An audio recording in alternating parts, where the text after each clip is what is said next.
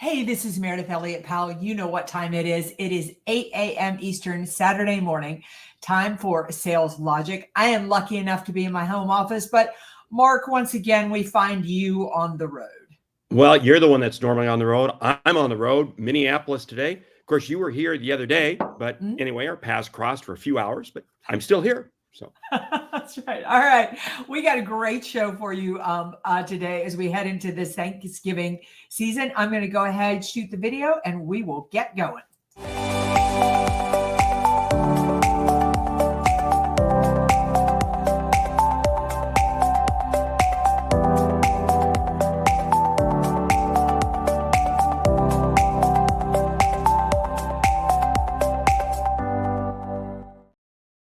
All right, here we are back again, 8 a.m. Eastern, Saturday morning, time for Sales Logic. Now, before Mark dives in and tells you what we've got on tap for today, I always like to start and tell you how the show works.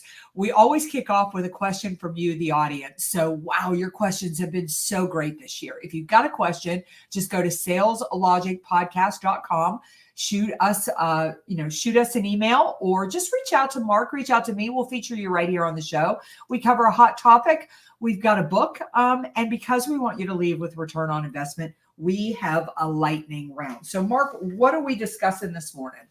Well, what we're discussing, and I should really mention, hey, since we're in Thanksgiving and we have Black Friday or, shopping day and Cyber Monday, because we're running our own Sales Logic Mastermind special. So jump over to the saleslogicpodcast.com website and join us, because right now it's half price. It's half price for you to join. But hey, we can't keep this going long. Anyway, go out there for all the details. Anyway, hey, the topic today, we're talking about getting decision makers to commit. No, that's no problem at all, right? Yeah. The question comes from John in Temecula, California. Rising interest rates, inflation, and just general fear about the economy is seriously impacting our sales. My team is having trouble getting deals to move forward.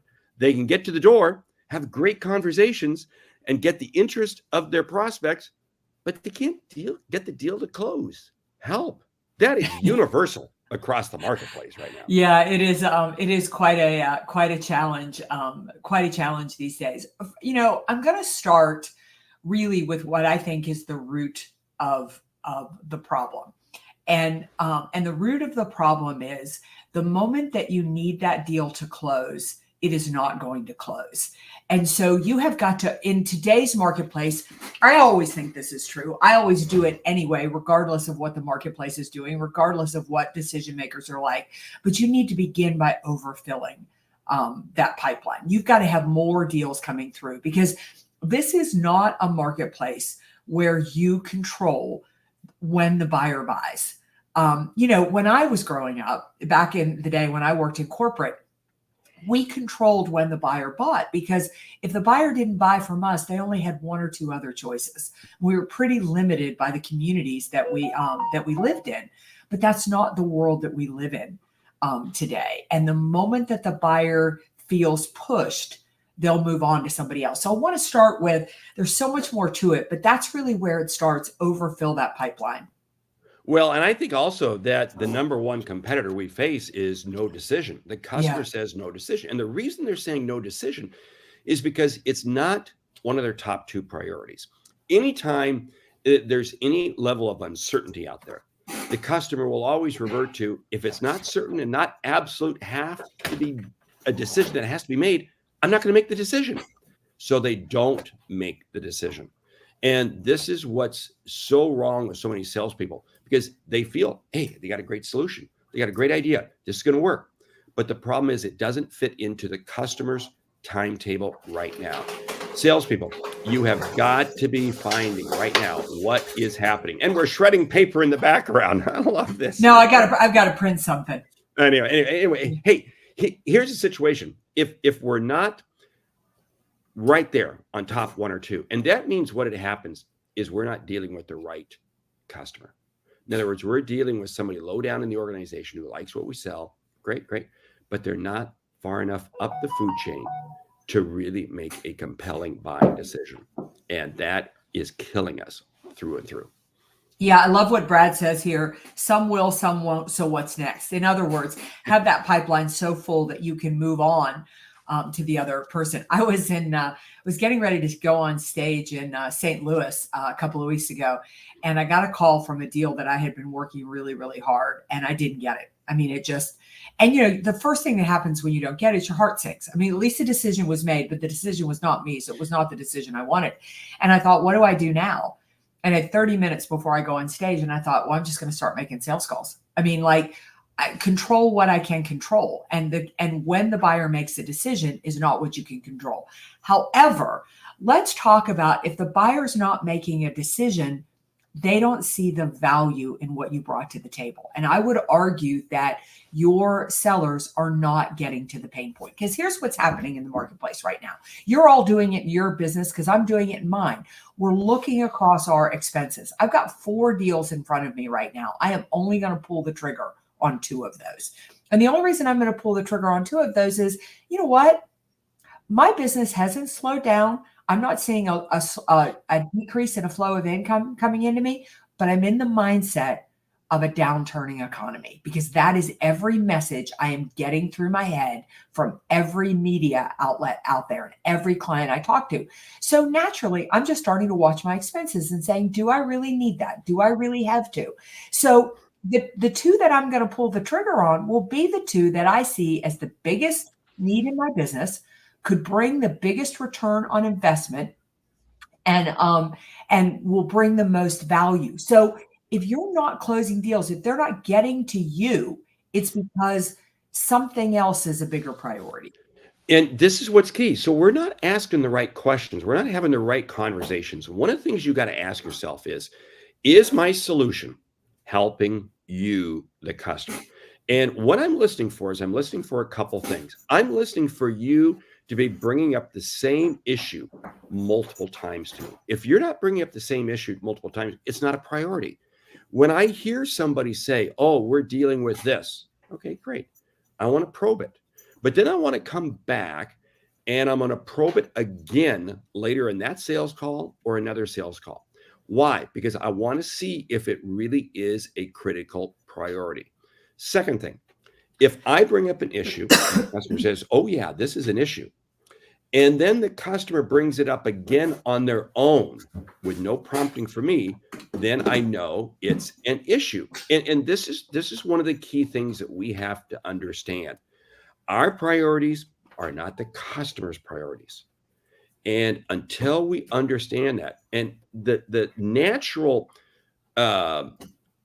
reflection that we do as salespeople is we start giving the customers more options. That's wrong. A confused customer is even less likely to buy.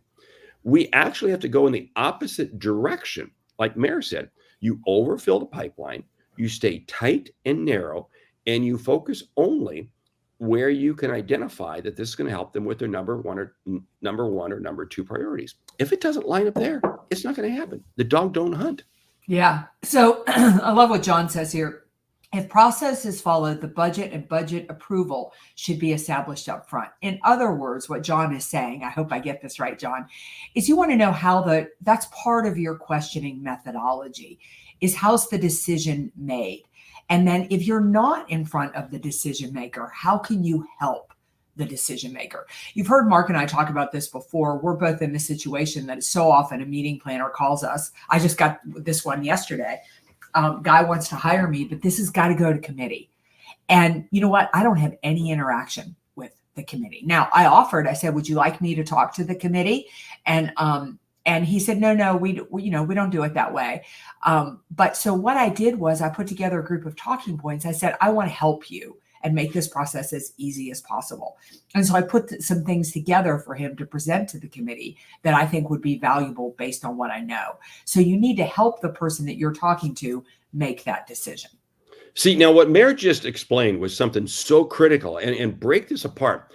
Mary could have easily said, I'm going to focus on the ultimate decision, but no, she's going to focus on the carrier to the decision. And that's a key distinction.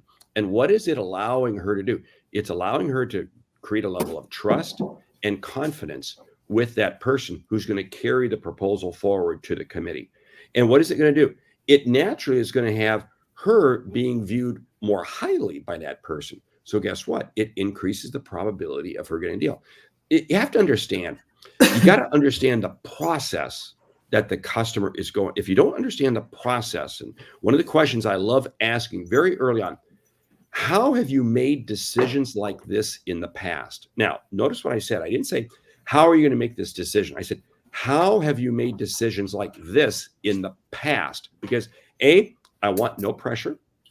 And I want you to just begin reflecting. Are there names that you mention? Are there timelines? Are there things that you say?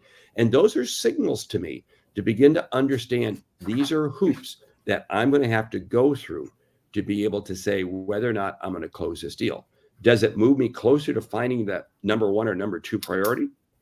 Sometimes it does, sometimes it doesn't. But it at least gives me talking points to get there. I love Jack. It's so funny, Jack. I was just driving down the street somewhere, some town I was in where I'd rented a car, and I was thinking about you, and I thought, wow, I haven't talked to Jack in a while, so it's so good to hear from you. Just the guru of sales, and especially in the financial services industry. Jack says, today we need to understand the decision process and be certain we are talking to the economic buyer, influencers, and users. Notice he said economic buyer, influencers, and end users. Often we don't have conversations with enough people in a buying situation. I love this answer. Often it's a great question to say, who else would it be valuable to talk to in this organization? The other thing is sometimes they don't want to do that. Like, again, Mark and I are in the situation of dealing with meeting planners, but often I'll be talking with a meeting planner, and between the first call and the second call, I'll go ahead and call some of their team members or some of their, I work a lot in the franchise industry. So I'll call a couple of franchise owners and just say, wow, this is what I learned when talking to those people. And you begin to get that type of a buy-in. That is so key, because now you're being seen as an expert. You're bringing information of value to them, and this is again so critical in the buying process. And what Jack is talking about, and I love what Natalie's talking about in terms of talking points, are so valuable. Talking points are valuable, but you got to remember, what are you talking about? Are you just talking about how great you are, or are you talking about how the customer is interacting in the marketplace, what's going on in their industry, what's going on in their world? Because you have to be seen as an expert. It's the trust factor that has to be created before the decision will be made. Oh, they can make the decision without trust. No, they're not talking to you. But if you want to have any inclination of getting to a yes, you have to establish that level of trust. Yeah, and you have to be solving the right problem. I really cannot emphasize this enough. Far too often, we think what we sell stays static, in the sense that what we sold in 2023 is the same thing we will sell in 2024. Let's go back to Jack Hubbard, who works in financial services, who works with banks.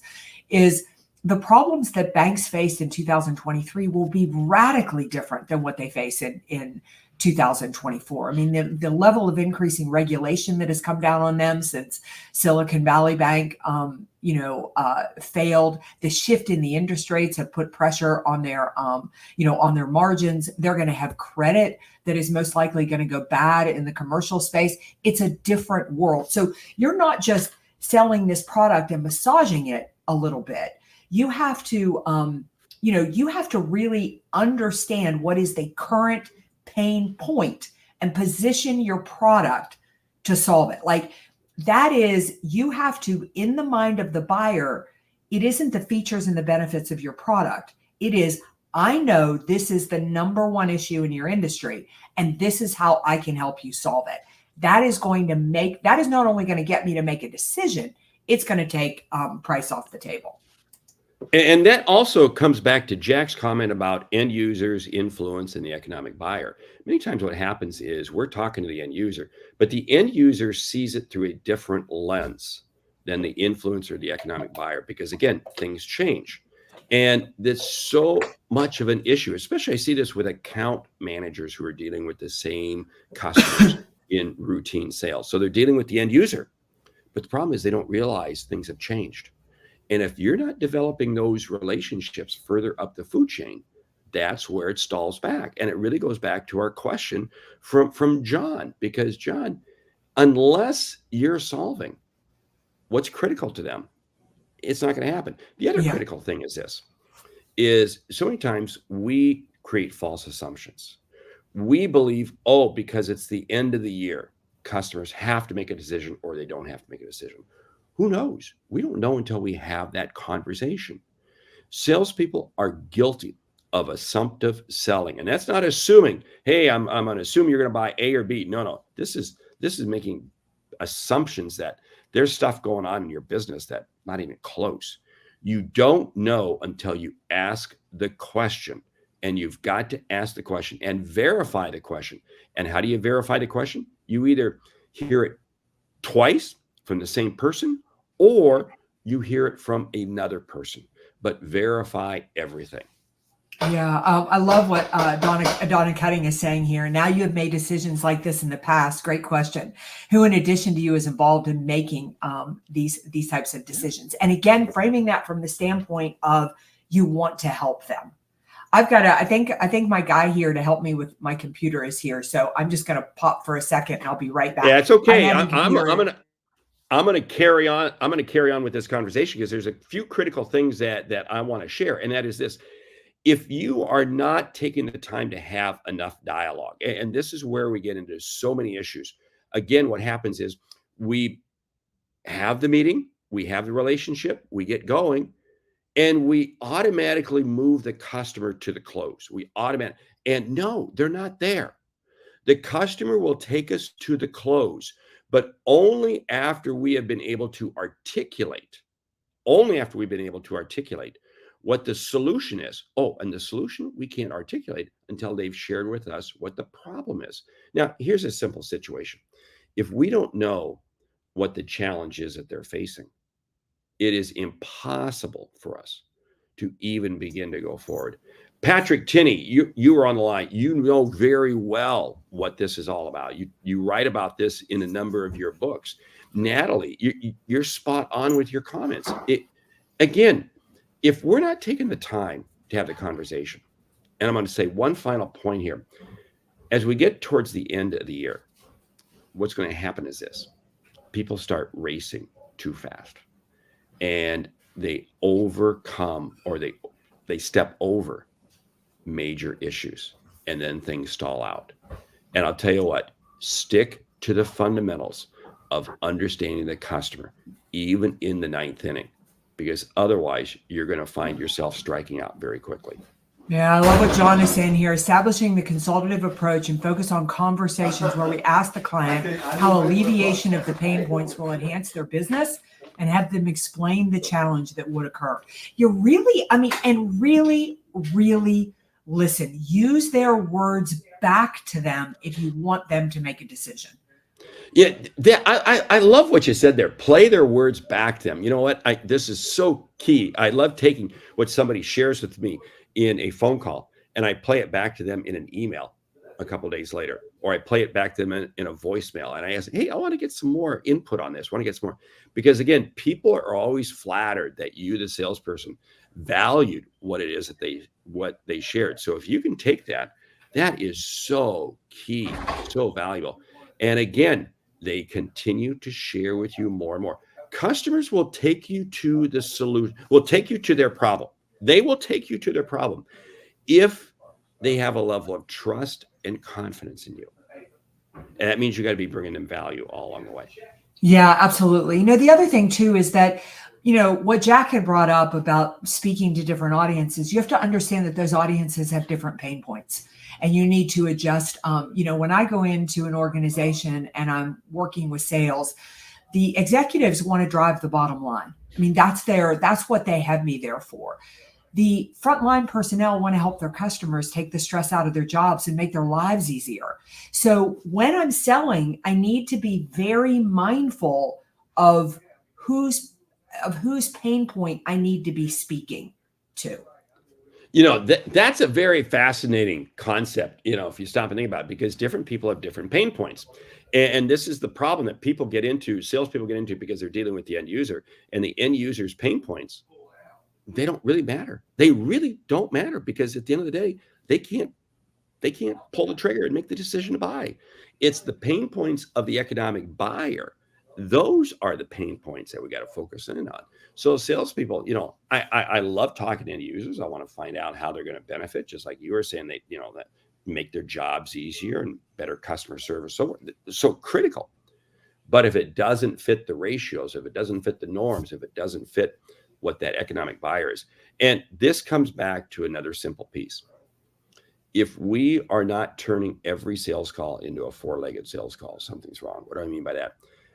Because the decision-making is slowed down. Goes back to John's question. Multiple people are involved. Four-legged sales call. That means I got to be having conversations with more people. I got to be talking to more people. They're undoubtedly, and what is this going to do? It is going to help me establish a higher level of trust, a higher level of confidence. It will not only allow this sale to more likely close, but it's probably going to lead to more sales. So don't think for a moment that you can go in and make one contact, one call, establish a relationship, and be gone. Those days are gone. Yeah, I couldn't agree more. So let's kind of pull this together as Mark and I roll into the books. Oh my gosh, I mean, the comments coming in. There's just such good advice here. All yes will be in the show notes. But number one is you've got to overfill that pipeline. You cannot be desperate. There has probably never been a more important time that you cannot be desperate. The other is you have got to speak to the pain point. Do not be positioning your products the same way you did 6 months ago. Use their words back to them, because that's how you show them you heard them and you understood them. And if you want people to make a decision, make sure that they that they feel heard. So, Mark, what's on tap for the book this week? Well, the book just happens to be by this person by the name of Meridith Elliott Powell. Gee, that's a shock, isn't it? I love it. I love it. 30 Days to Sales Success. And you know what? This is a great time to grab this book, because hey, as we motor into the end of the year, you begin to get ready for the new year. Isn't this what you want to be doing? So, I just want to speak to this book a second. And the reason I put it up this week is that this book was written because people kept asking me about a pain point. And the pain point was, I can get in the door, but I can't turn a prospect into a customer. And I sat down and I wrote this step by step, exactly how to turn a prospect into a customer, exactly how to turn a customer into an advocate, and how to deepen the relationship. And it's just a little 600-word 600-word chapters. All right, lightning round. Lightning round. And before that, jump out to Sales Logic Podcast to check out the mastermind, because again, we got the Cyber Monday sale going on, half price to join us in the mastermind. We have the full vault, full access. It's amazing what people are getting, amazing comments. Number of the people commenting are already members, so it's great. Anyway, lightning round. Top 10 ways to identify customer pain points. Number one, ask questions. Do not try to sell a single thing. Just ask. Follow up on every piece of information that you hear. Yeah, I would say research the industry. Get online, use ChatGPT, and figure out what are the biggest challenges in the industry. Create trust by bringing value before you begin to sell. Absolutely essential. Go in and ask a customer, say, according to the research that I have done, this is what I see as the biggest pain points in your industry. Tell me, is this accurate? Are there more? Validate pain points by talking about how this pain point is going to impact them downstream. In other words, the customers they serve, the customers' customers. How does this affect upstream? How does it impact other levels of the business? Yeah, make sure that you understand all the level of pain points, that you identify and understand and can articulate what the biggest pain point is for the CEO, as well as the biggest pain point for the person that actually has to execute and use what you're talking about. And understand, is the pain point urgent? They may have pain, but it's not urgent to be solved. Is it urgent? And understand, what is that timeline? Because there's probably something else that's going to have to be resolved because of it. Yeah, I would say spend the month of December, especially as you get closer to the holidays, which can be a little bit of an awkward time to sell aggressively, as a time to call clients, wish them a happy holiday, and say, I'm getting everything in line for 2024. Tell me what your biggest challenges are, where you see the biggest opportunities, and hear it really from their mouths. Make it easy for the customer to share with you, because the questions you're asking are simple questions.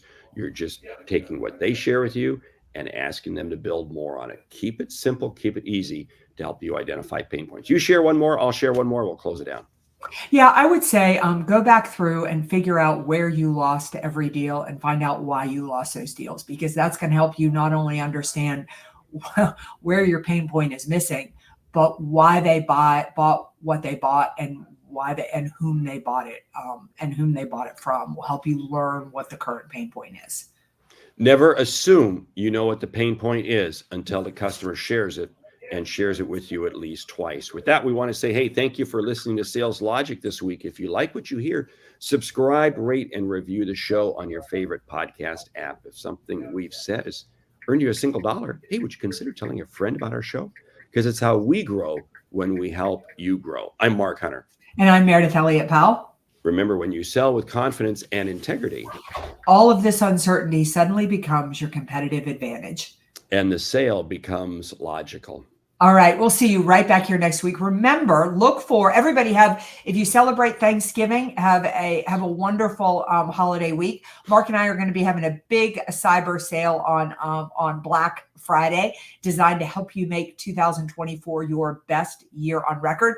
But join us right back here Saturday morning, 8 a.m. Eastern, because even though it is a holiday week for those of us in the U.S., we are still going to have a show. We'll see you then. Thanks.